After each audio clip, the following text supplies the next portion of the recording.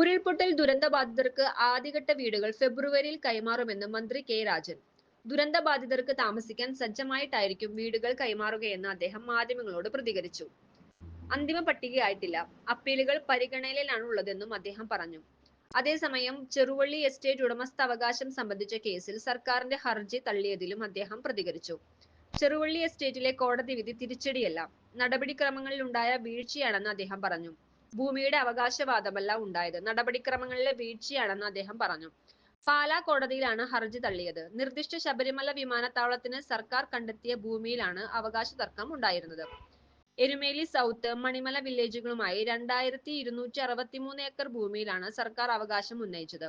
Believers സഭയുടെ Ayana charitable trust, Harrison Malayalam എന്നിവയാണ് എതിർകക്ഷികളായി ഉണ്ടായിരുന്നത്.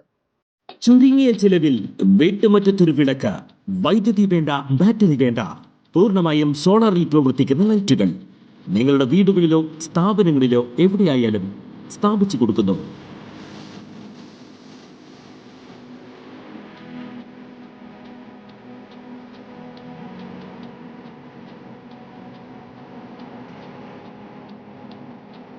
ഹാർഡോൾ സോളാർ ലൈറ്റ്സ്. കൂടുതൽ വിവരങ്ങൾക്ക് വിളിക്കേണ്ട നമ്പർ 9447132148. കൂടുതൽ വാർത്തകൾക്ക് ഞങ്ങളുടെ ചാനൽ സബ്സ്ക്രൈബ് ചെയ്യുക. ഫേസ്ബുക്ക് ഫോളോ അപ്പ് ചെയ്യുക. വാർത്തകൾ വേഗത്തിലറിയാൻ ഇനി